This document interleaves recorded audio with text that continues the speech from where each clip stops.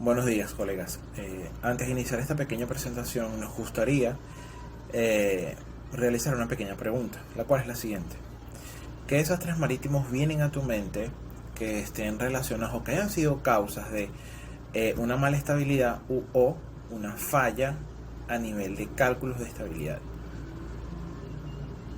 Mi nombre es José Castillo, segundo oficial de máquinas, y junto a mis colegas Giovanni Marín, Hernán Martínez, José Acosta, Carlos Luis López, Pedro Lares, Jesús Gómez, Luis Gómez, María Urbaneja y Jesús Antón, vamos a hablar un poco sobre lo que sería el Convenio Internacional de Líneas de Carga y el comportamiento del centro de gravedad.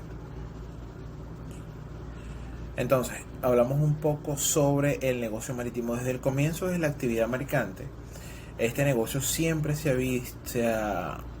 ha visto enfocado a maximizar el beneficio de la ganancia como tal, puesto por su propia naturaleza, ya que es un negocio. Entonces, además de esto, se buscó maximizar las capacidades de carga y siempre, en tiempos anteriores, la seguridad se colocó en un segundo plano. Como ya lo había mencionado, se buscó incrementar el beneficio económico generado por el transporte de mercancías a través de los buques y se maximizó o se buscó maximizar las capacidades de carga para así obviamente llevar más carga y generar mayor rendimiento. Entonces, debido a que en la historia se puso la seguridad en un segundo plano, solamente después de ciertos desastres marítimos, lo que es la seguridad obtuvo un papel más protagónico. Todos conocemos casos como el Titanic, el Costa Concordia, que son uno de los más sonados. Sin embargo, con respecto a lo que sería la sobrecarga de un buque, ¿verdad?, que es el tema central del Convenio Internacional de Líneas de Carga, podemos mencionar varios casos históricos de los cuales no se conoce mucho. Sin embargo, la historia está completamente llena de casos en los cuales los buques se sobrecargaron y obviamente obtuvieron o se suscitaron consecuencias que se traducen en la pérdida del buque y pérdida de la vida humana. Inclusive desde hace mucho antes de lo que conocemos nosotros como la época contemporánea. Podemos hablar claramente de los casos en los cuales, por ejemplo, los galeones españoles se llevaban la carga desde aquí de piedras preciosas de Venezuela y todas las Américas, y obviamente ellos no tenían como que una estandarización con respecto a la carga y muchos de los galeones se sobrecargaban y se hundían.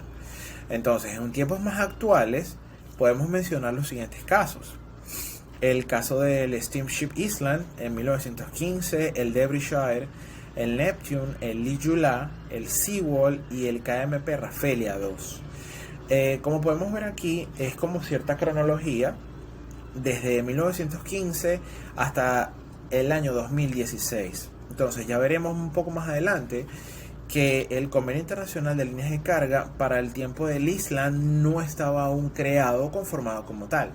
Sin embargo, para los barcos subsecuentes que estamos hablando aquí en esta lista, ya estaba creado el Convenio Internacional y sin embargo se siguen suscitando ese tipo de situaciones. Entonces es algo en lo cual ya existe un marco legal como tal, sin embargo aún existen fallas. Entonces eso es como todo en este negocio, siempre hay una mejora y una búsqueda continua de maximizar y de mejorar el rendimiento de los buques. Entonces, y eso no nada más se aplica al personal, sino también a la construcción y todas las características de estabilidad que debe tener un buque. Entonces aquí podemos visualizar de manera somera algunas de las imágenes, ¿verdad?, de los buques mencionados anteriormente. Entonces ahí podemos hacer una mención sobre el buque, el Steamship Island, que se suscitó en 1915, y este es un caso bastante particular, puesto que en este buque se zozobró, ¿verdad?, y se hundió aproximadamente unos 4 o 5 metros por debajo del agua.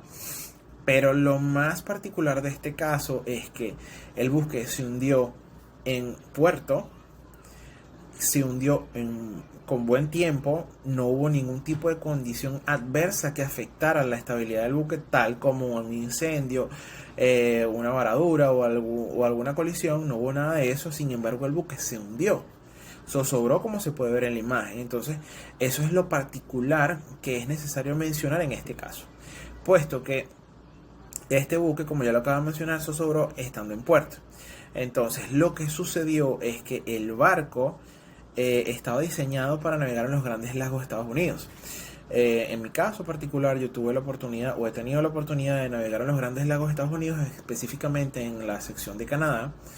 Y estos grandes lagos, a pesar de que tienen ciertas secciones con bastante amplitud, hay ciertas partes en las cuales son bastante pequeños. Entonces, los buques como tal que tengan esa clasificación, o no clasificación, sino ese tipo de diseño, porque inclusive hay un Great Lakes Design, un diseño de los grandes lagos, como tal, ellos requieren que tengan una manga más pequeña de lo normal. Y esa es la particular que tenía el Island. Era un barco que tenía 11 punto algo de manga, y tenía un puntal de 10 metros. Entonces, estamos hablando que era unas dimensiones bastante, y tenía 81 metros de eslora. Entonces, estamos hablando que son unas dimensiones bastante desproporcionadas. Lo particular que generó la zozobra de este buque es que volvemos a mencionar las condiciones de seguridad. Este buque se sobrecargó, tenía una capacidad de 1800 tripulantes, ¿verdad? Y los armadores decidieron, debido a raíz de lo que sería el hundimiento del Titanic en 1912, incrementar las capacidades de los botes salvavidas. Anteriormente estaba definida para cierta cantidad y la llevaron hasta 2600. De 1800 a 1600, si no me recuerdo. Entonces, eso generó obviamente que los botes salvavidas estuviesen en la cubierta alta, afectando su centro de gravedad. Y entonces, obviamente, el centro de gravedad subió mucho. Mucha gente se montó en el barco, 2.600 personas. El barco no pudo mantener su estabilidad, poco a poco fue zozobrando, y debido a la alteración de su centro de gravedad y a que tenía un sobrepeso, tanto de pasajeros como de los botes salvavidas en cubiertas superiores, generó obviamente que su brazo deslizante no fue el suficiente como para volver a su posición de equilibrio, y el buque zozobró. Es algo bastante lamentable, puesto que murieron 800 personas, a pesar de que el buque estaba en puerto. Entonces, los casos en la historia están llenos de varios casos en los cuales se suscitaron situaciones como esta. Podemos mencionar en el caso del Derbyshire, eso lo expondrá mi compañero más adelante, o del Seaworld, los cuales son casos más actuales. Sin embargo, no es que hubo una falla de carga como tal, sino que estuvieron varias condiciones mezcladas. No solamente fue a nivel de estabilidad. Entonces, un caso que fue netamente de estabilidad es el caso del Neptune, el cual de 1903, el cual era un ferry en Haití que obviamente y claramente estaba sobrecargado, llevaba más de 400% de lo que podía llevar en tripulantes, y también zozobró y se hundió. El caso de Liyula también, podemos mencionar el caso de Liyula. El caso de Liyula es bastante particular. Este era un buque que era el dueño o el armador del buque, era el Estado como tal de Senegal. En este caso, en este buque en particular, también estaba sobrecargado, porque las personas tenían presiones comerciales, puesto que obviamente, como era parte del Estado, ellos estaban llevando personas de un punto a otro del país, y obviamente por situaciones políticas y sociales del país no había un medio de transporte terrestre que proviera como de cierta facilidad a las personas, y la gente tomaba el ferry. Entonces, el Liyula es conocido como el segundo caso en la historia actual, inclusive por encima del Titanic, que generó más pérdidas de vidas. Se perdieron 1.800 vidas y solamente hubieron 64 sobrevivientes. Es necesario mencionar que estos casos son actuales. Entonces, en vista de que son actuales y debido a la gran cantidad de casos que se suscitaron en la historia, los gobiernos e inclusive, vamos a llamar, antes de que se formara la OMI como tal, los países que actualmente forman de la OMI, algunos, vieron la necesidad de crear un marco específico para lo que sería la estabilidad del buque, o hasta qué límite puedes tú cargar un buque de manera segura. Entonces aquí vemos unos videos, ¿verdad? Específicamente sobre lo que estamos hablando en función a la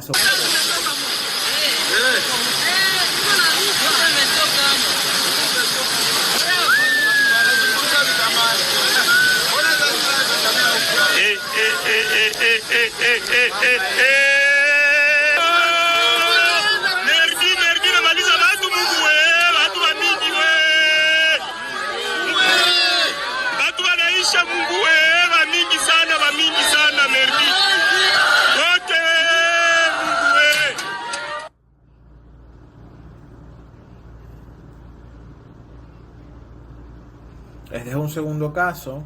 Este es un video del KMP Rafelia, el cual se hundió debido a una sobrecarga y también debido a una falla en la compuerta de carga. Este es un buque Rorro.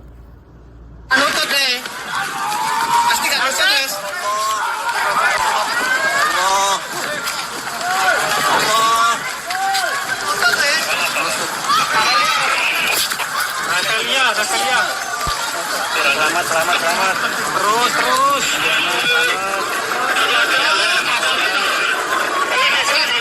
Masuk security. Pasang.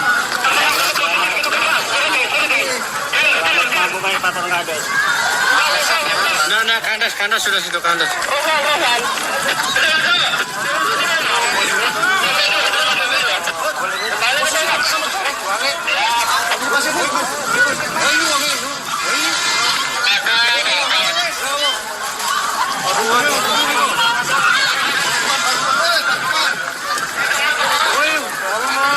Bantuan Pak, kapal sana bantuan.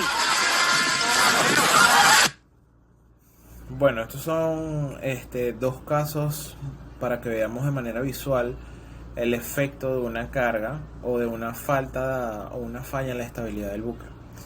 Podemos ver que son casos que se suscitan de manera muy rápida. Entonces, como lo mencioné anteriormente, debido a estas situaciones que se han suscitado a través de toda la historia y aún se siguen suscitando, los países, actualmente los de la OMI, se vieron en la necesidad de crear un marco legal estructurado en el cual se pudiesen definir las condiciones y características de estabilidad que deben tener los buques, para así estandarizar esto y hacer los buques obviamente mucho más seguros. Entonces, ¿en qué consiste el Convenio Internacional de Líneas de Carga? A raíz de los numerosos siniestros marítimos que ocurrieron debido a una estabilidad inadecuada o sobrecarga de los buques, las autoridades entendieron la necesidad de estandarizar los límites seguros de cargas para los buques. Entonces, esto se traduce en la creación del Convenio de Londres, que fue el primer Convenio Internacional de Líneas de Carga del año 1930. En ese momento aún no existía la Organización Marítima Internacional. Entonces, este convenio era contratante por ciertos países, no todos, en los cuales podemos mencionar Reino Unido, Cuba, Estados Unidos y la mayoría de los países occidentales de la época. Entonces, a raíz de que pasaron más de 30 años, lo que sería la tecnología y los avances en diseño y construcción de buques avanzaron. Eso dio pie a la creación de un convenio más actualizado en el año de 1966, que es el que conocemos actualmente. Entonces, la diferencia entre el convenio de 1930 y el de 1966 se aboca o se centra en la implementación de los avances en la construcción y tecnologías de la época, como ya lo mencioné. Y el convenio de 1966, además de tomar en consideración la estabilidad del buque, fortaleció aspectos de seguridad en cuanto a la estructura y la operación del buque. Entonces, En la historia del Convenio Internacional de Líneas de Carga podemos hablar que fue adoptado en abril de 1966, modificado en 1988, con enmiendas en el 2003 y, esas enmiendas entraron en vigor en el 2025. Se puede mencionar que se modificó en 1988 a través de un protocolo. Todo esto con la finalidad de concatenar más lo que sería el convenio de líneas de carga con el convenio SOLAS, puesto que obviamente se relaciona con la seguridad del buque. Entonces, para hacerlo más concatenado con respecto a lo que son las inspecciones de las líneas de carga y situaciones afines, se realizó esa modificación en 1988. Entonces, ahora lo dejo con mi compañero que va a hablar un poco sobre el convenio como tal. Sin embargo, el convenio se estructura en anexo 1, 2 y 3. El anexo 1 me habla sobre las regulaciones para determinar las líneas de carga. El capítulo 1 me habla sobre las generalidades. El capítulo 2, condiciones de asignaciones de francobordo. El capítulo 3 de francobordos. Capítulo 4, requerimientos especiales para buques que carguen madera. El anexo número 2, zonas, áreas y periodos estacionales. Y la certificación. Buenos días muchachos, mi nombre es José Ángel Acosta. Eh, ya siguiendo un poco más en profundidad lo que tiene que ver con el Convenio Internacional de Líneas de Carga y luego de haber visto la importancia del mismo, ya que Castillo hizo énfasis en los accidentes que ocurrieron por no seguir estas reglas, ¿no? A partir de mi persona vamos a explicar acerca de cómo está compuesto dicho convenio, ¿no?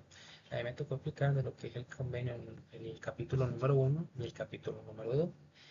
El capítulo 1 son más que todo las generalidades, es como su ámbito de aplicación, a quién va aplicado, definiciones, etcétera, etcétera.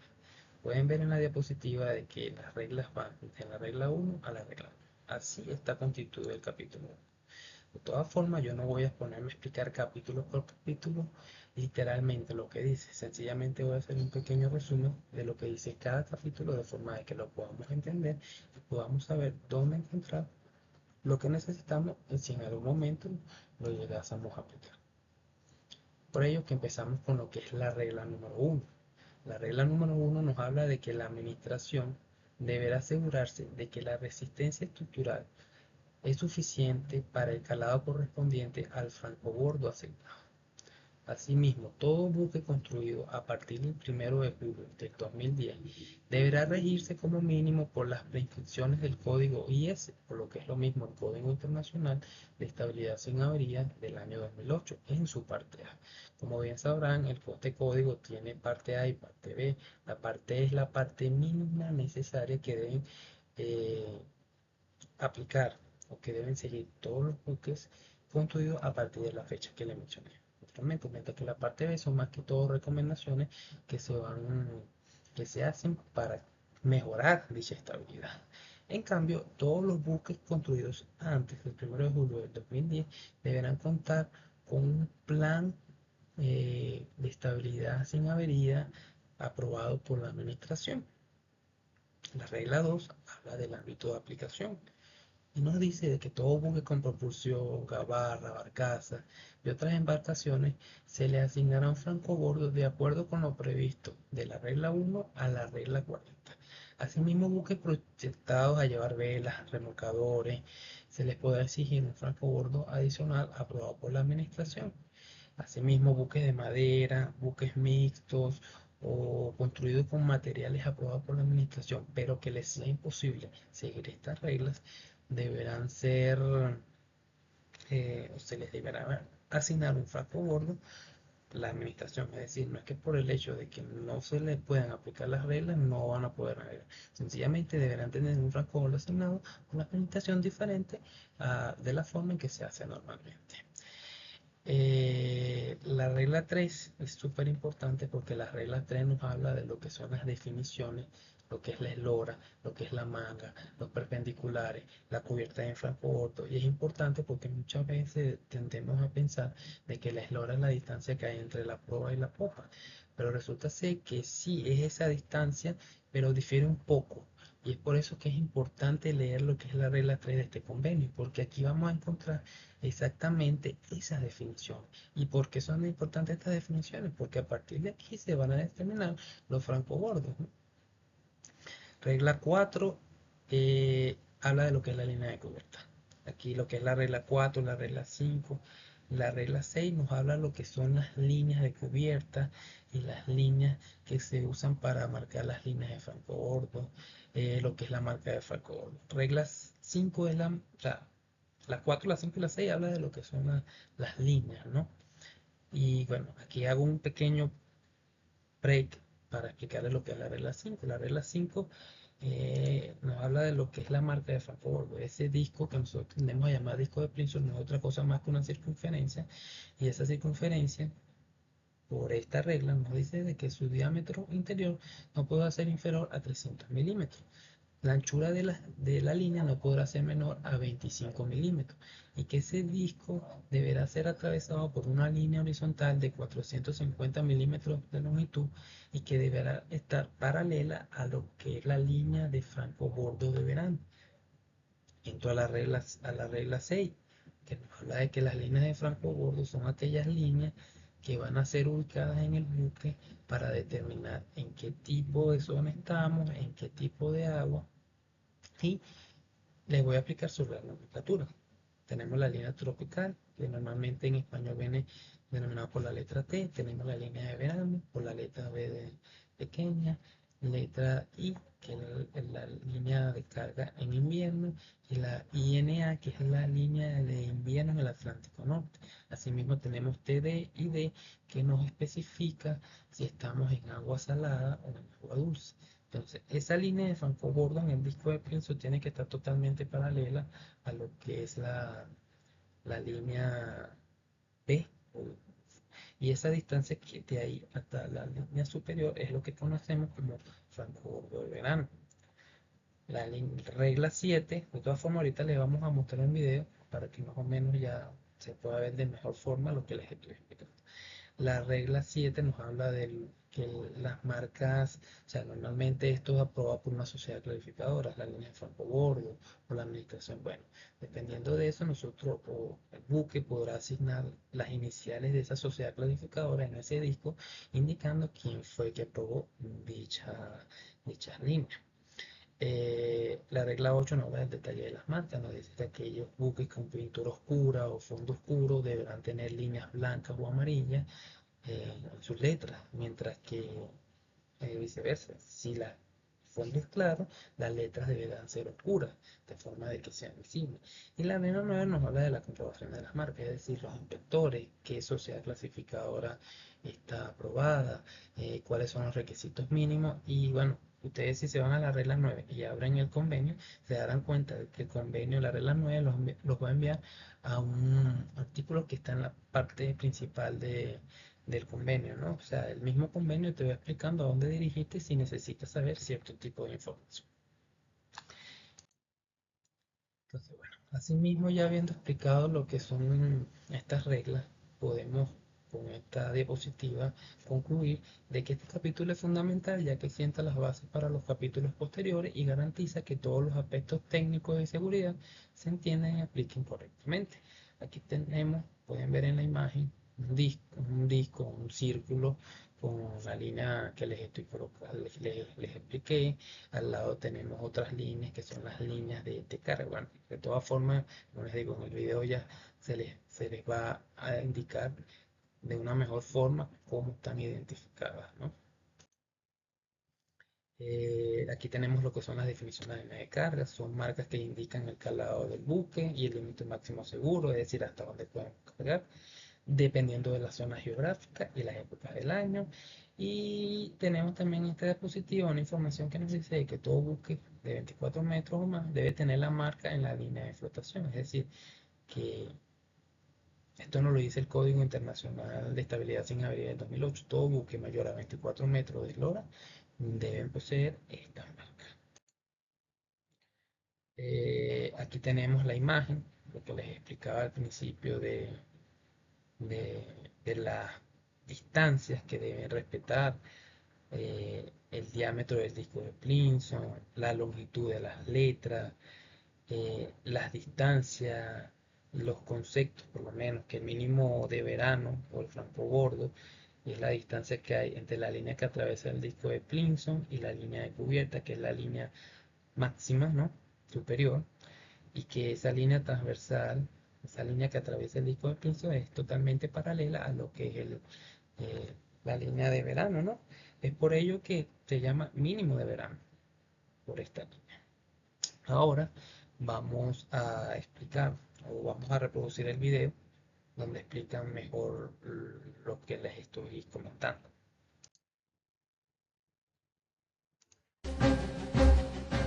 En el caso de un buque totalmente cargado, es más lo que va sumergido que lo que va sobre el agua.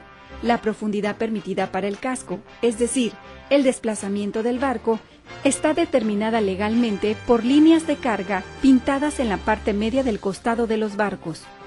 Del pasado nos viene las líneas llamadas marcas o círculos de Plimsoll, que van pintadas al costado del barco y que indican la obra muerta mínima, es decir, la distancia mínima permisible entre la línea de agua o de flotación y el borde del casco. Samuel Plimsoll, quien fue miembro del Parlamento inglés de 1868 a 1880, se preocupó por la pérdida de barcos debido a la sobrecarga e ideó un sencillo círculo disecado horizontalmente por una barra recta como medio para indicar a la autoridad portuaria si un barco tenía más carga de la que estaba autorizado a recibir. Las letras del disco de Plimsoll indican la autoridad que los fija. Así, en los barcos norteamericanos son AB, en los ingleses LR y en los franceses BB, por mencionar los más importantes. Después de la época de Plimsoll, se agregaron otras líneas de carga en los buques mercantes. Precisamente, delante del disco de Plimsoll se hallan una línea vertical y 6 horizontales que indican los límites de carga autorizados en diversas regiones según las diferentes condiciones del mar. Las líneas de carga del casco indican las profundidades a que un barco puede ser cargado en diversas regiones y estaciones, de la siguiente forma: T, tropical; S, verano; W, invierno; S, agua salada; F, agua dulce. Mientras que en el invierno tempestuoso del Atlántico Norte, los barcos tienen que ir con menos carga. Hay también 2 series de números en la proa y la popa, que indican el calado, o sea, la distancia en pies entre la quilla y la línea de flotación. Las marcas de calado de la proa de los barcos marcan la distancia en pies de la quilla a la línea de flotación. Una marca semejante a popa indica la profundidad del agua allí. El calado es el promedio de los calados de proa y popa. Las leyes marítimas indican que los números sean de 15 centímetros separados por espacios también de 15 centímetros.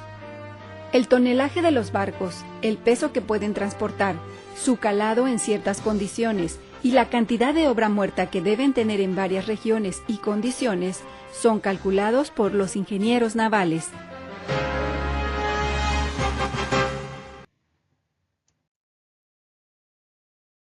Bueno, ya habiendo visto lo que es el video de las líneas de carga y lo explicaron de una mejor forma, esto nos lleva a concluir lo que es el capítulo 1. Ahora vamos a explicar un poco lo que es el capítulo 2. El capítulo 2 es mucho más extenso que el capítulo 1 y abarca desde la regla 10 a la regla 26. ¿Qué pasa con todas estas reglas? Estas reglas son sumamente importantes porque a partir de aquí se van a asignar los francobordos de los buques.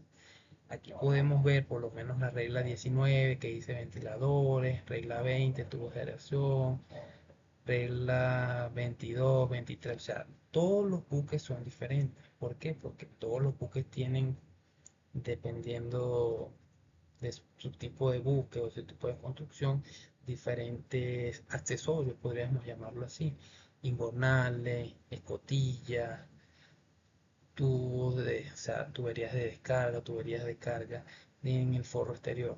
Entonces, ¿qué pasa? Esas imperfecciones, esas irregularidades que hay en el forro exterior, no están colocadas ahí porque, o sea, están colocadas ahí porque les provocó colocarlas ahí. No, están colocadas ahí porque este código nos dice, nos indica a través de fórmulas, de medidas, dónde van colocadas todos este tipo de accesorios. Es de ahí la importancia de por qué el capítulo 2, y dependiendo de dónde van colocadas o dónde no van colocadas, entonces ya vamos a ver en el capítulo 3 lo que es un buque de tipo A o un buque de tipo B. Ahí luego van a hacer mayor énfasis a lo que es la explicación de eso y el por qué es importante para la asignación de la francobordo.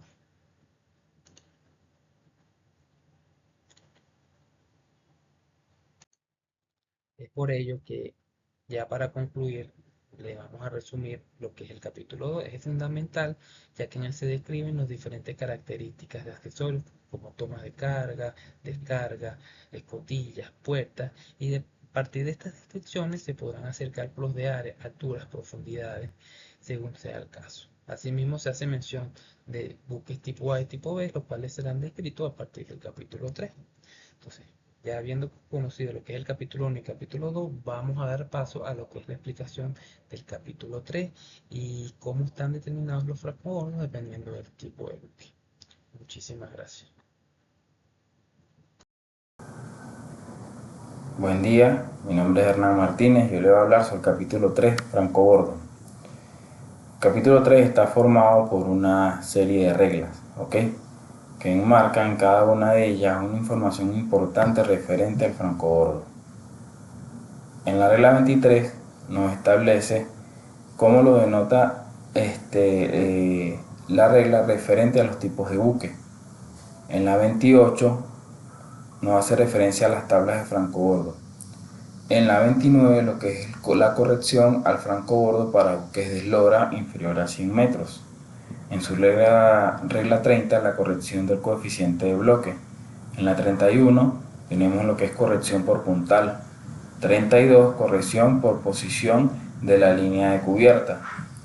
La 31 se subdivide en la punto 1, el cual establece lo que es la corrección por nicho en la cubierta de francobordo.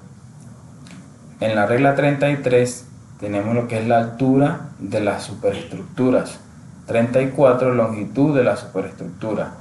35 la longitud efectiva de las superestructuras.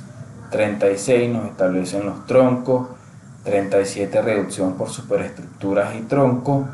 38 arrufo. 39 altura mínima de proa y flotabilidad de reserva. Y la 40 francobordo mínimos, ¿ok?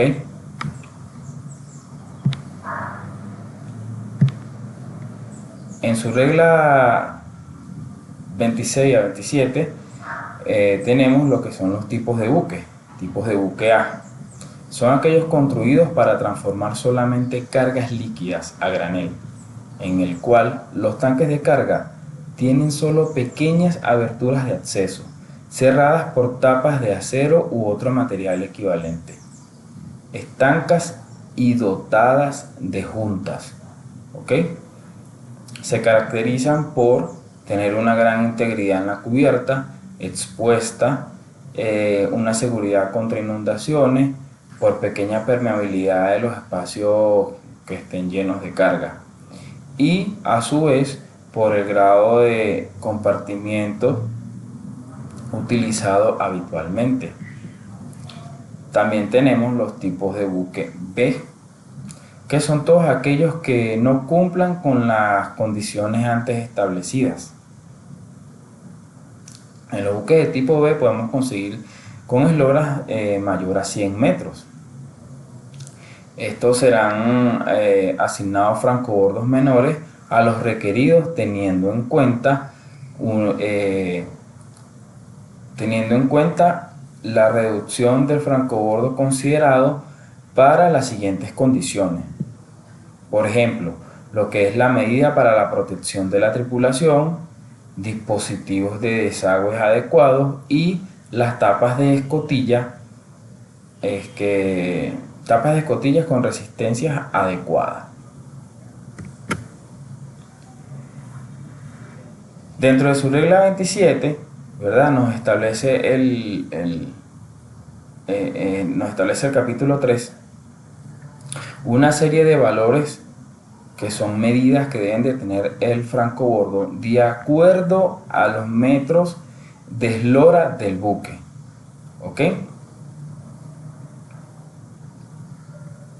Y más a que hacer referencia, doy por terminado mi punto referente al francobordo. Gracias, feliz día. Buen día, mi nombre es Giovanni Ortiz y continuaré exponiendo las reglas del capítulo 3 del francobordo. En la regla 39 encontramos todo lo referente a la altura mínima de proa y flotabilidad de reserva, los cuales son factores críticos para la seguridad del buque, especialmente en condiciones de mal tiempo, ya que la altura de proa nos ayuda a prevenir la entrada de agua en la cubierta principal, mientras que la flotabilidad de reserva nos asegura que el buque tenga la capacidad suficiente para mantenerse a flote en caso de una inundación parcial. Por ende, el Convenio Internacional sobre las Líneas de Carga establece las normas para el cálculo de dichos factores. Como pueden ver en la diapositiva, tenemos que la altura de proa viene definida por la letra F sub B y que es igual a esta fórmula que ven en la pantalla, en donde se necesita obtener el valor de la eslora, la manga de trazado, el calado en el 85% del puntal mínimo del trazado, los coeficientes de bloque y del área de flotación y a su vez el área de la flotación. Todos estos valores deben de ser determinados bajo las reglas del convenio y a su vez nos expresa que la altura mínima de proa calculada debe ser en milímetros. Esto nos dice que tanto la altura de proa como la flotabilidad de reserva influyen directamente en la estabilidad del buque, ya que un buque con una altura de proa insuficiente o una flotabilidad de reserva baja puede ser más susceptible a la escora y al vuelco en condiciones de mal tiempo, lo que nos abre o nos lleva o nos conduce a la regla número 40, francobordos mínimo. Esta regla establece que los francobordos asignados a un buque no deben ser inferiores a los francobordos mínimos calculados de acuerdo con las reglas del convenio. Los francobordos mínimos se calculan teniendo en cuenta diversos factores, como lo son la eslora del buque, el tipo de buque y la zona de navegación. El objetivo principal de esta regla es garantizar que los buques tengan suficiente flotabilidad de reserva para operar de manera segura en diferentes condiciones.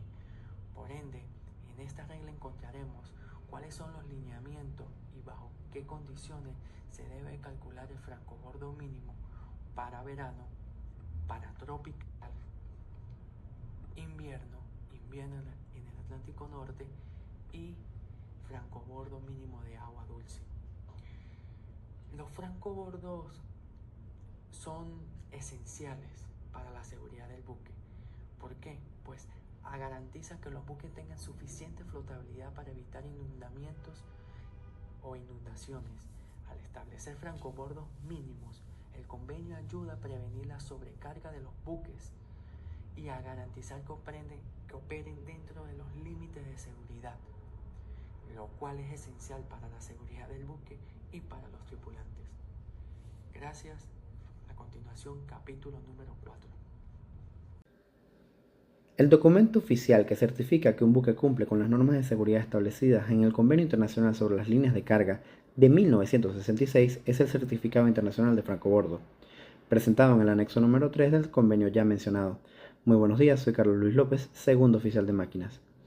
Este certificado es obligatorio para todos los buques y tiene como objetivo principal garantizar la seguridad de la vida humana en el mar al prevenir la sobrecarga de los buques, estableciendo límites de carga seguros, reduciendo de esta manera el riesgo de hundimientos y otro tipo de accidentes marítimos.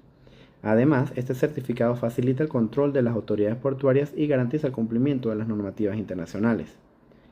El Certificado Internacional de Francobordo tendrá un periodo de validez no mayor a 5 años y es emitido por las sociedades clasificadoras reconocidas por la Organización Marítima Internacional o por la autoridad marítima de cada país. Estas entidades se encargarán de inspeccionar los buques y verificar que se cumplan los requisitos técnicos de seguridad establecidos por el Convenio de Líneas de Carga. El Certificado Internacional de Francobordo nos da información detallada sobre el buque.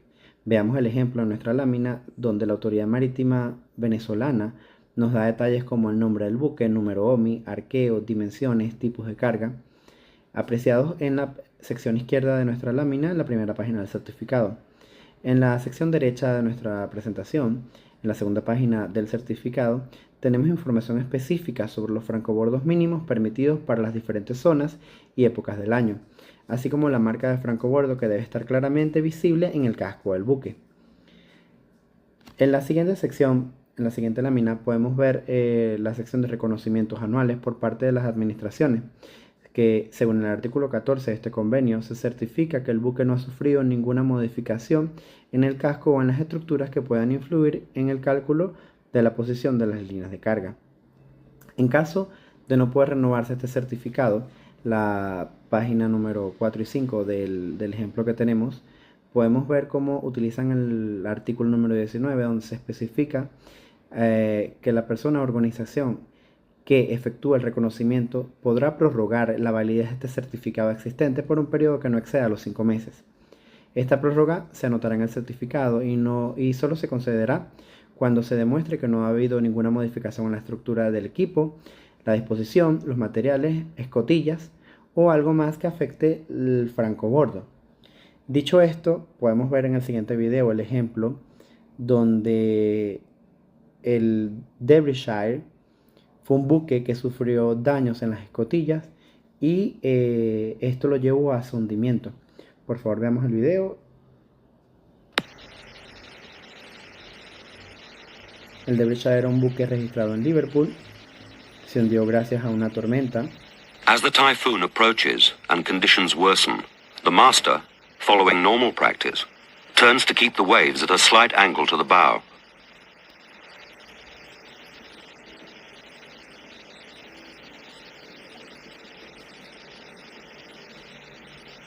The vessel begins to take heavy waves of increasing frequency and intensity over the bows. The foredeck stores hatch cover is carried away, so that the bosun's store space fills with every wave over the bow, probably filling in less than an hour. As the main force of the typhoon approaches, the seas worsen even more, with substantial green seas crashing onto the foredeck. Damage occurs to deck fittings. The ventilator tops are carried away, leaving the ventilators open to the sea. The four-peak ballast tank takes on water with every wave, and in some 12 hours is more or less filled. The vessel becomes more sluggish, and 25-meter waves sweep over the bow, putting pressure on the first 3 to 4 hatches.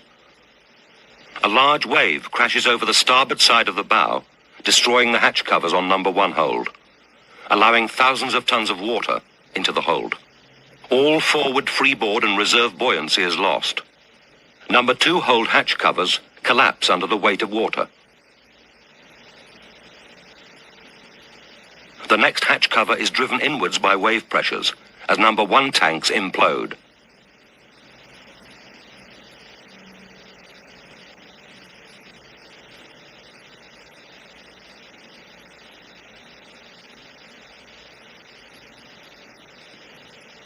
This process rapidly dominoes along the length of the vessel, becoming increasingly violent as the ship slips below the seas and the angle increases.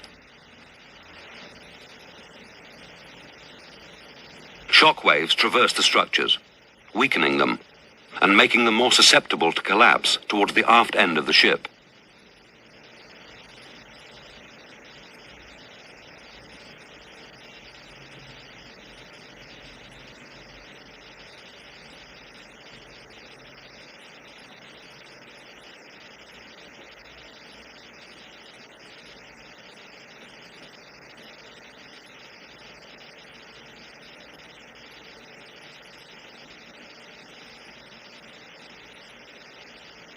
Implosions at the forward end of the slop tanks rupture the engine room structures.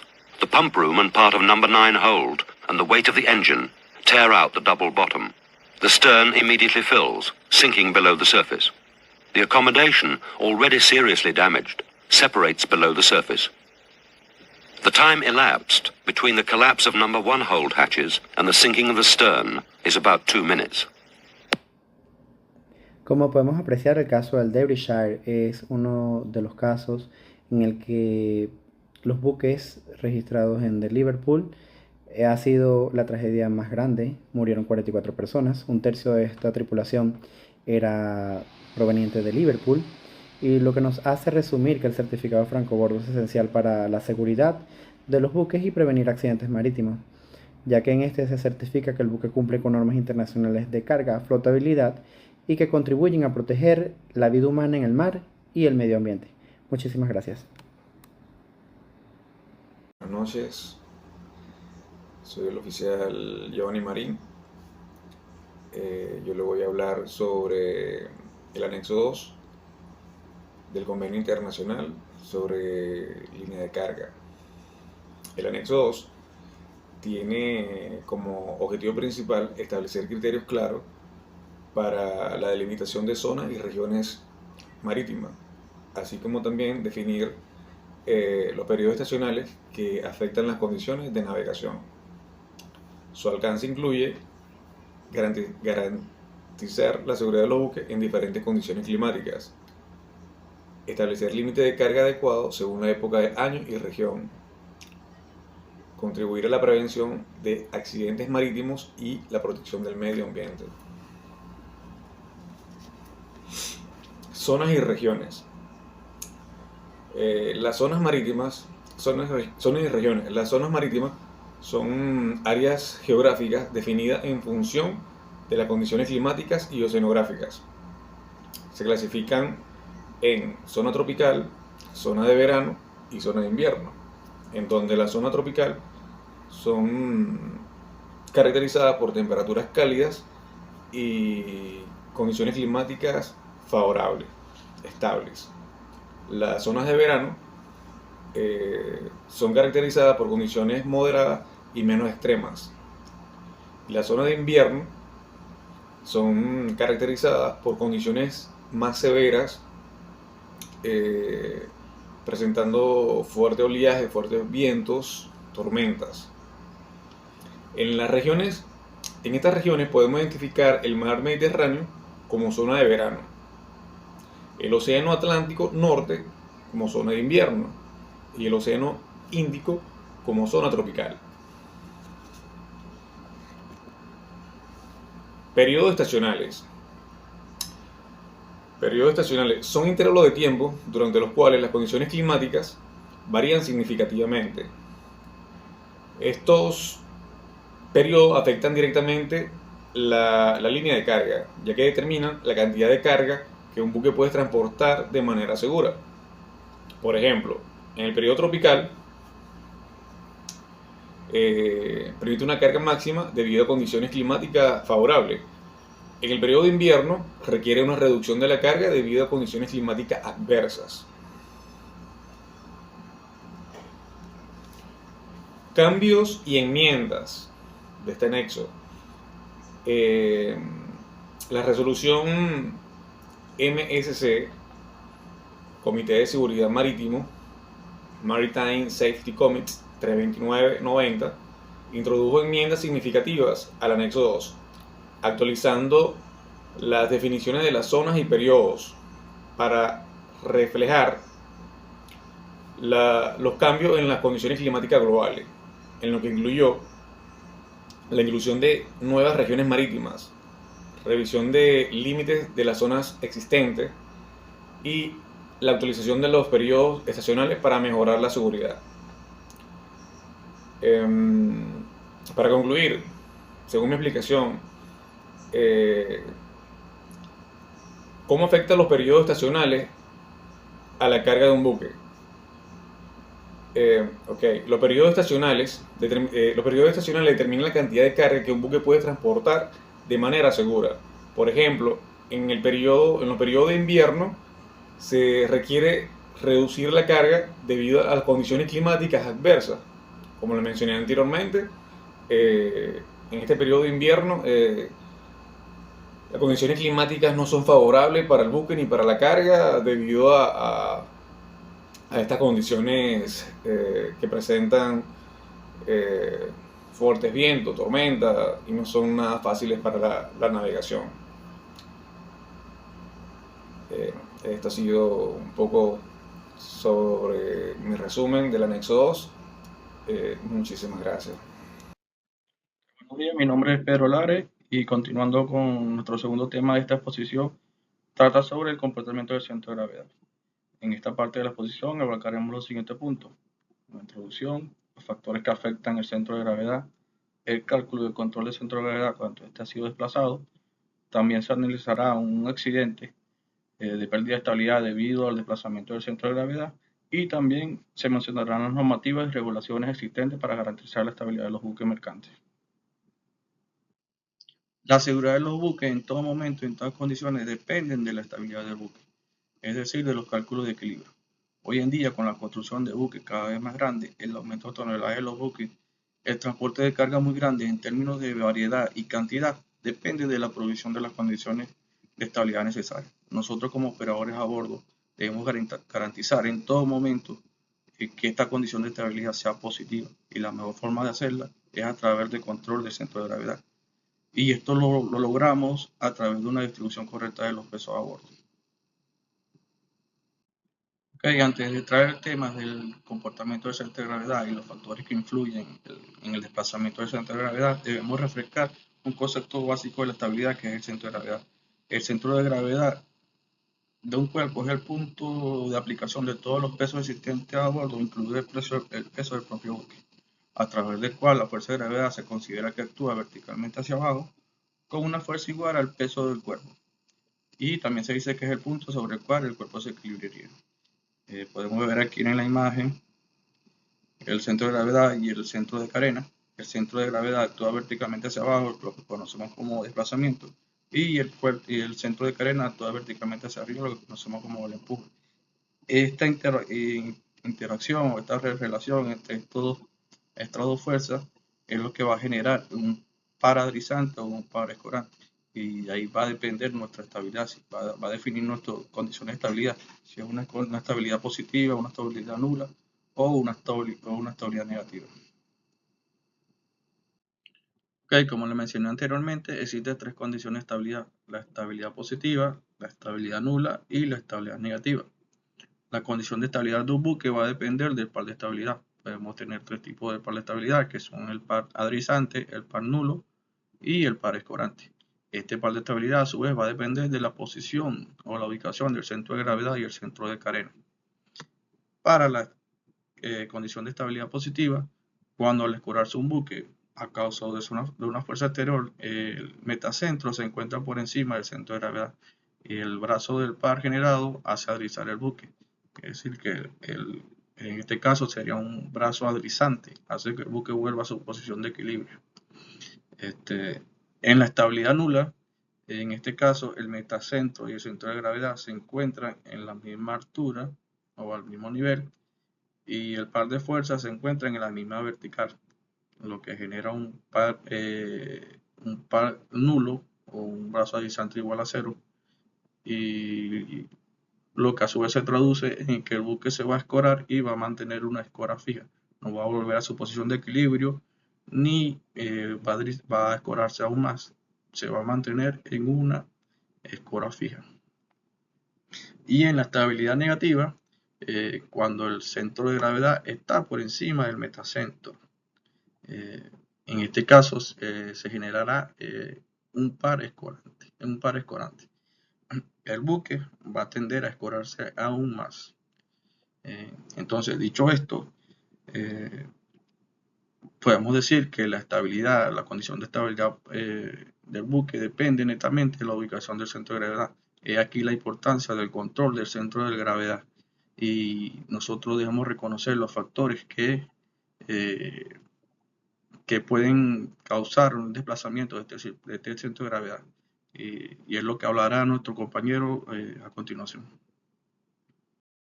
Buen día, mi nombre es Jesús Gómez y continuando con la exposición yo hablaré un poco sobre los factores que afectan el centro de gravedad.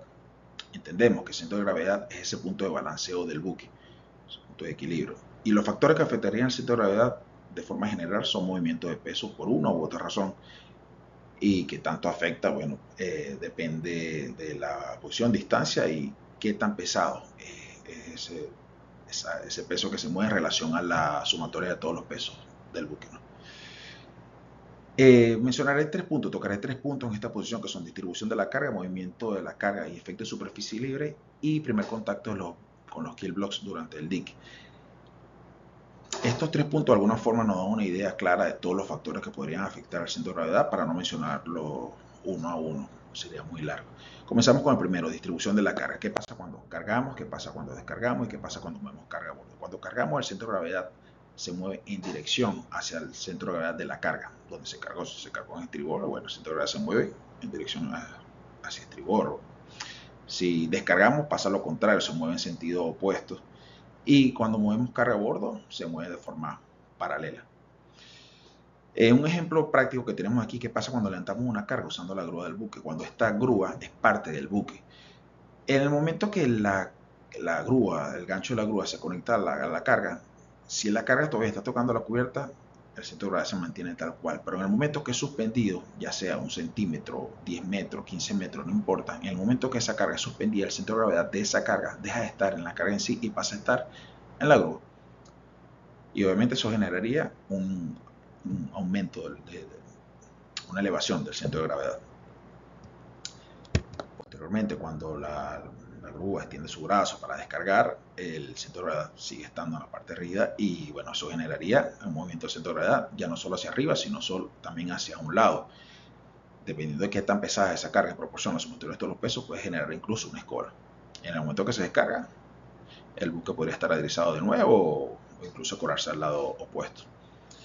Entendido esto, vamos a pasar al siguiente punto, continuando así con lo que es movimiento de la carga y efecto de superficie libre. Ya sabemos lo que es superficie libre, pero ¿cuál es el efecto de la superficie libre en el centro de gravedad? Se dice que este genera un incremento virtual del centro de gravedad. ¿Y por qué pasa eso? Bueno, sabemos que un tanque está parcialmente lleno, el fluido tiene libertad de movimiento, el buque se coró a estribor, la forma del fluido cambió, hay una mayor concentración de masa hacia estribor, y el centro de gravedad de ese fluido se mueve hacia, en este caso, a la derecha y hacia abajo. Pero ¿por qué si se mueve hacia la derecha y hacia abajo se considera que hay un incremento virtual del centro de gravedad? Bueno, sabemos que cuando se cora se genera el brazo aderezante, GZ. Como este movimiento del centro de gravedad de la carga del fluido genera una respuesta en el centro de gravedad del buque, que este se mueve también en dirección a ese nuevo centro de gravedad, y sabemos que el brazo GZ se genera, y el brazo GZ que se genera es un poco más corto. Si nos damos cuenta, G1 pasa a ser más corto, no es este. Y si tomamos esa medida de ese G1 y lo transponemos, lo subimos aquí en el triángulo, nos damos cuenta que donde la medida concuerda con esta, que está más arriba, entonces es como si el centro de gravedad del buque estuviera aquí. Por eso se dice que hay un aumento virtual del centro de gravedad generado por el efecto de superficie libre. Claro esto, pasamos al siguiente punto, que es el primer contacto del buque cuando entra a dique con los kill blocks. Sabemos que el buque, bueno, entra a dique, y muchas veces a veces entra con un trim hacia popa y una altura metacéntrica positiva. Una de las razones es que a medida que el nivel del agua del dique va disminuyendo, se genera un contacto. El primer contacto viene dando con la parte de la popa, la quilla de la popa, con los kill blocks. Ese punto de contacto genera una reacción hacia arriba, lo cual eleva el centro de gravedad y disminuye la altura metacéntrica. Eso irá aumentando a medida que va disminuyendo el nivel del agua, hasta el punto en que, bueno, ya toda la quilla tenga contacto con todos los kill blocks. Y bueno, aquí de forma gráfica podemos ver, viendo gráficamente, cómo hay ese aumento virtual del centro de gravedad debido a ese contacto con los kill blocks. Menciono este punto porque, a pesar que no hay un movimiento de peso, existe este tipo de factor que generan una elevación del centro de gravedad. Y bueno, eso sería todos los puntos a tocar durante mi exposición. Hay puntos que, bueno, sabemos como movimiento de lastre, consumo de combustible e incluso acumulación de hielo en la cubierta, pero el comportamiento lo podemos interpretar como si se estuviera cargando o descargando. El movimiento de centro de gravedad va a ser el mismo de acuerdo a lo que esté sucediendo. Gracias y le doy el pase a mi compañero. Buenos días, soy el segundo oficial de cubierta Luis Gómez y les estaré hablando un poco sobre el cálculo y control del centro de gravedad del buque. Como podemos observar en la diapositiva, el centro de gravedad de un buque se mueve de manera vertical, longitudinal y transversal. Como se expresó anteriormente durante la presentación, el centro de gravedad es afectado por la sumatoria y la localización de los diferentes pesos que se cargan y descargan en el buque. En las imágenes que están en la diapositiva podemos ver un cálculo simple del movimiento del centro de gravedad de manera longitudinal y vertical. Cuando un buque se construye, uno de los primeros surveys que se le realiza es el Lightweight Survey. Parte de este es determinar el centro de gravedad del buque en sus tres ejes, cuando el mismo se encuentra en rosca, es decir, sin aparejos ni máquinas, solo su estructura, solo el casco. Luego del cálculo de los pesos del buque en rosca, el libro de estabilidad del buque es creado, con sus curvas hidrostáticas y diferentes condiciones de carga. Mediante el uso del libro de estabilidad y las curvas hidrostáticas, podemos realizar diferentes cálculos de estabilidad, entre ellos el cálculo del centro de gravedad. Adicional a esto, también es creado el libro de control de daños y estabilidad del buque, donde se presentan los procedimientos y control de daños del buque en caso de diferentes escenarios de avería al casco. Hoy en día, los buques vienen equipados con una computadora o un programa de estabilidad, el cual ha sido diseñado y optimizado para su cálculo. Este hace de manera automática los diferentes cálculos de estabilidad del buque, entre ellos el centro de gravedad. Gracias a esta computadora o software de estabilidad, podemos siempre obtener un control más rápido y certero de la estabilidad del buque en sus diferentes operaciones de carga y descarga, toma de combustible, en sí teniendo un mejor control sobre la estabilidad del buque en el día a día. En las siguientes láminas podremos ver los efectos de una mala estabilidad y un movimiento excesivo del centro de gravedad. Observaremos el caso de la motonave DM Spiridon, un livestock carrier, el cual se hundió en la bahía de Puerto Cabello en diciembre del 2007. Según describe el reporte, el buque, cuando llegó al área de fondeadero de Puerto Cabello, se escoró unos 25 a 30 grados, mientras estaba fondeado a la espera de atraque. Según describe el capitán del buque, la escora fue causada debido al movimiento de las reses al costado de estribor del buque. Describe que el movimiento de las reses fue causado debido al ruido de un helicóptero, el cual se acercó al buque para chequear el estado de la nave. Debido a la escora excesiva en la cual se encontraba el buque, el capitán solicita a la Autoridad Marítima de Puerto Cabello un atraque más temprano.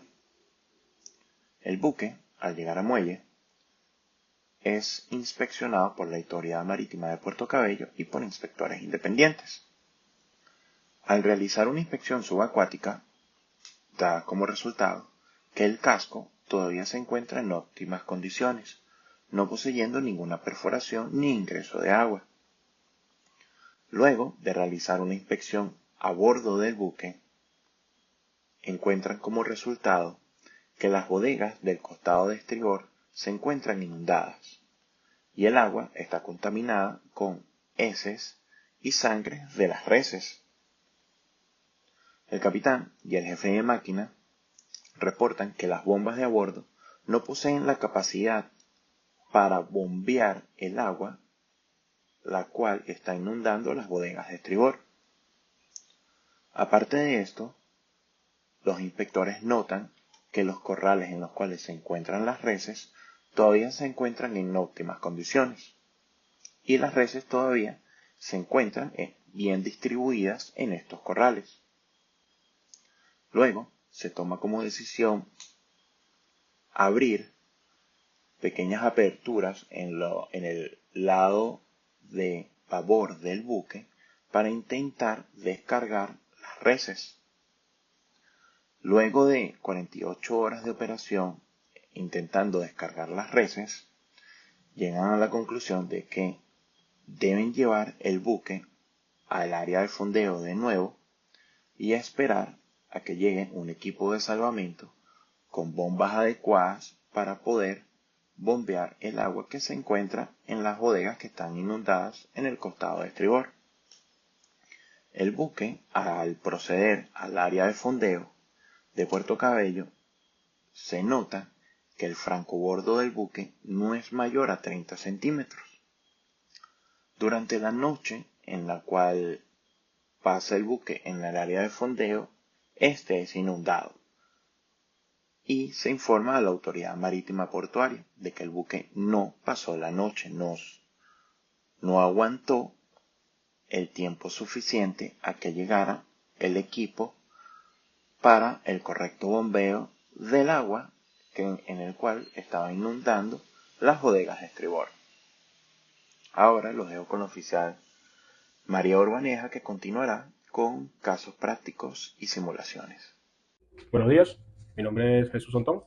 Yo le voy a estar hablando sobre las normativas y regulaciones a las cuales están sometidos ciertos criterios de estabilidad o cuales se encargan de, más que todo, la construcción y diseño de buques para garantizar la seguridad por medio de la estabilidad, reserva de flotabilidad, entre otros. Para nosotros conversar o entender lo que la parte de las normativas y regulaciones, es necesario basarnos en lo que es nuestro convenio madre, a nivel general, que es el SOLAS, el Convenio para la Seguridad de la Vida Humana en el Mar, en el cual, en su capítulo 2.1, él ha ido, con el pasar del tiempo, realizándose o adaptándose a una serie de enmiendas, si se puede decir, de tipo técnicas relacionadas con la construcción y diseño de los buques para garantizar la seguridad desde un punto de vista de la estabilidad. ¿Verdad? El Comité de Seguridad Marítima, una vez a partir del hundimiento del Enterprise, que era un buque de pasaje de bandera inglesa, estamos hablando de alrededor de 1987, marzo de 1987 aproximadamente, él se hundió, de verdad, hubo una gran cantidad de fallecidos a raíz del hundimiento, y el Comité de Seguridad Marítima, basándose en un punto de vista, si se quiere, de acuerdo a antecedentes históricos, empezaron los trabajos de investigación para crear algún tipo de regulación que se encargara de lo que era la parte de construcción y diseño de los buques. Este capítulo 2.1, con el pasar del tiempo, fue recibiendo una serie de enmiendas, ¿verdad? Y no es hasta 2006 cuando se adoptaron enmiendas integrales que fueron muchísimo más específicas de las que se venía trabajando, ¿verdad? Ella estaba relacionado con los requisitos de compartimentado que se realizaban en el diseño de buques y lo de estabilidad con avería, con el fin de armonizar ciertas disposiciones para los buques de pasajeros y de carga. La Organización Marítima Internacional entendió que a nivel de industria de los buques de pasaje, ella iba a sufrir un auge mucho más alto del que se venía realizando en aquel entonces, hablando de los años de 1980, 1990, ¿verdad? Entonces ellos se basaron en un estudio que hasta el sol de hoy era muy poco utilizado por la Organización Marítima Internacional, que era un sistema más que todo probabilístico, a determinístico, cuando se realizaban las enmiendas o cuando se realizaban algún tipo de cambio o diseño de algún código internacional. En este caso fueron enmiendas integrales y se estableció el método determinístico. ¿Qué nos quería decir este método? Era el mismo, se realizó el método probabilístico, era el mismo que el determinístico, tienen en común el mismo objetivo, pero el subcomité de diseño y construcción de buques de la Organización Marítima Internacional, ellos realizaron un estudio avanzado, ¿verdad?, donde determinaban que los buques que poseían muchísimos más compartimentos eran más seguros y que la cantidad de compartimentos iba a estar establecida por la longitud total del buque, a sabiendas de que cada vez se iban a construir buques de pasaje con mayor capacidad, la industria de los cruceros iba a crecer. Ellos determinaron a través de ese método probabilístico, realizar ciertas enmiendas. Eso creó una serie de intensos debates entre el subcomité de diseño y construcción y el comité de seguridad, porque la verdad, ellos no daban o no entendían el por qué se estaba realizando, se estaba aplicando otro tipo de método. Y no era más que, era un método tratando de determinar o tratando de hacer mucho más seguros los buques de pasaje. Igual que los buques de carga, también porque tenían muchos antecedentes, los graneleros. La mayoría de los accidentes estaban basados entre graneleros y entre buques de pasaje, ¿verdad? Ellos realizaron constantes estudios, constantes investigaciones, se basaron en muchos antecedentes, pero se adoptó el método probabilístico, que para ese entonces fue un boom y al sol de hoy sigue siendo algo muy moderno, con el cual el Comité de Seguridad Marítima trabajó en lo que era el diseño de las normativas y regulaciones que estaban entrando como algún tipo de, estaban haciendo unas enmiendas integrales en lo que era el capítulo 2.1 de SOLAS. El capítulo 2.1 de SOLAS está estructurado, o sea, de la siguiente manera. Él aborda las normas de construcción de buques y diseño, contiene 57 reglamentos, ¿verdad? Entre ellos que son los que dictaminan cómo se debe realizar la construcción para asegurar que el buque no se hunda en caso de que algún compartimento se inunde. También establece lo que era la parte de los buques proyectos, o sea, un buque con vida útil de cierto tiempo que tenía que cumplir con ciertos caracteres de seguridad. Eso era más que todo para los buques de carga, granelero, buque tanquero. También hubo una regla muy importante que se introdujo en ese capítulo, que era el de que los buques de carga en sus compartimentos debían tener un sistema de medición de agua en caso de inundación, lo cual les hacía mucho más seguro. Acá podemos ver en la diapositiva, ¿verdad?, lo que es una especie de plano de un buque de pasaje. Sin embargo, es un buque ferry pequeño. Y acá podemos ver un buque granelero, donde se ve la subdivisión de sus bodegas en un punto de vista longitudinal, ¿verdad? Y aparte de eso, que era muy importante, que fue incluido en el capítulo 2.1, se habla del Damage Control Plan y el Damage Stability. El Damage Control Plan no es nada más que un plan de emergencia que es utilizado por los buques, ¿verdad?, en caso de algún tipo de inundación, para entregarle, o sea, el Damage Control Plan y el Damage Stability en sí, ellos sirven como para entregarle información concisa al capitán en caso de algún tipo de emergencia a bordo. El Damage Control Plan y el Damage Stability fueron incluidos o solicitados, ¿verdad?, entre las normativas y regulaciones del capítulo 2.1. No era más que extraer información concisa y precisa para entregarle al capitán, para que en este caso el primer piloto, en caso de algún tipo de emergencia, se lo entrega al capitán. El Damage Control Plan es un plan de emergencia donde establece cómo podemos actuar. Y el Damage Stability es una especie de... Hola, mi nombre es María Urbaneja y para continuar con el tema del comportamiento del centro de gravedad debemos refrescar y diferenciar dos conceptos importantes como lo son la estabilidad y el equilibrio. Cuando hablamos de estabilidad nos referimos básicamente a la capacidad que tiene un buque de volver a su posición inicial de equilibrio después de haber sido expuesto o alterado por algún tipo de agente externo como lo son las olas o el viento.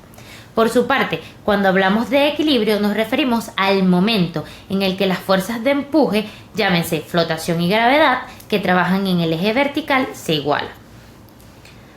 ¿Cómo se comporta el centro de gravedad cuando hablamos de equilibrio? Esto va directamente relacionado a la altura metacéntrica y poseemos tres tipos de equilibrio, llamados equilibrio estable, inestable y equilibrio neutral. Si comparamos el equilibrio estable y el inestable, nos podemos dar cuenta que el principal característica es que en el equilibrio estable el centro de gravedad se encuentra por debajo del metacentro y en el equilibrio inestable está por encima del metacentro. Cuando un buque se expone a un agente externo como vientos o las olas, las fuerzas de flotación y de gravedad se separan formando una palanca. Esta palanca en el equilibrio estable es conocida como GZ, brazo de deslizamiento o palanca de deslizamiento, lo cual es una distancia horizontal entre el centro de gravedad y la línea de acción de la fuerza de flotación, siendo su función devolver el buque a la posición vertical inicial, que por acción de estas fuerzas involucradas se crea un momento, el cual conocemos como momento adrizante o momento de estabilidad estática. En condición de inestabilidad, equilibrio inestable, también se forma un brazo. Este brazo o palanca es un GZ negativo y es conocido como palanca de volcamiento. En este caso, y nuevamente por la acción de las fuerzas de gravedad y de flotación que actúan de manera vertical y crean con este brazo un momento, el cual es llamado momento de vuelco, y tenderá a que el barco se incline más, pero a pesar de llamarse de esta manera y que tiende a que el barco se incline más, solo tenderá a inclinarlo hasta que el centro de flotación se encuentre directamente por encima del centro de gravedad, usualmente disminuyendo la altura metacéntrica o volviéndola nula, lo cual nos lleva a lo que es el equilibrio neutral, donde no existe ningún tipo de brazo ni paradrizante o de volcamiento. Una vez refrescados los conceptos anteriores, vamos a hablar ahora del accidente ocurrido en el año 2014 de un buque de tipo RoPax llamado Sewol, donde se vio afectado por el desplazamiento del centro de gravedad y perdiendo el equilibrio. Este era un buque de fabricación japonesa que tenía 18 años en servicio y fue vendido a una empresa surcoreana, la cual lo repotenció realizando modificaciones en sus cubiertas para aumentar la capacidad de carga y pasajeros. Estas modificaciones fueron de manera ilegal y fraudulenta antes de ser colocado en la ruta entre el puerto de Incheon y la isla de Jeju en Corea del Sur. ¿Cuáles fueron los hechos y factores que influyeron en este accidente? Principalmente las modificaciones de diseño, las cuales alteraron su centro de gravedad debido a todos los pesos adicionales, incumpliendo con el convenio de líneas de máxima carga. Se conoce que este buque usualmente transportaba el doble de su límite de carga legal y en esta oportunidad iba deficiente de lastre. Aunado a esto, como factor también importante, tenemos el aseguramiento inadecuado de la carga, lo cual durante un giro brusco de 15 grados a estribor que realizó el oficial de guardia, exacerbó el problema de escora debido al corrimiento de la carga. Entonces, ¿qué le sucedió al Sewol? Cuando el Sewol giró de manera bruscamente, la combinación de sobrecarga, la carga no asegurada y el diseño del buque crean un poderoso momento de vuelco. Este momento causó que el buque se inclinara o escorara de manera severa. A medida que el buque se inclinaba, el desplazamiento de la carga exacerbó el problema, aumentando el momento de vuelco.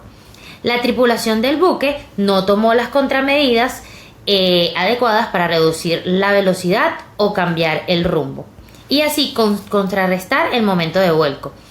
En última instancia, cuando no se tomaron ningún tipo de medidas, el momento de vuelco superó la estabilidad del Sewol, lo que llevó a su trágico hundimiento y nos lleva a unas conclusiones que nos genera este accidente marítimo. Principalmente la importancia de la estabilidad en los buques. La tragedia del Sewol resalta la importancia crítica de la estabilidad y las consecuencias devastadoras que pueden ocurrir cuando la estabilidad se ve comprometida. La importancia de la gestión de la carga y del aseguramiento adecuado de la carga son esenciales para mantener la estabilidad de un buque y evitar los momentos de vuelco.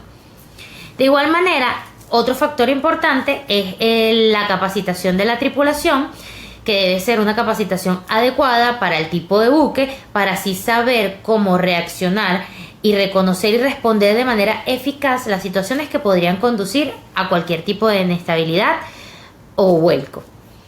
Así también, otro factor que nos genera como conclusión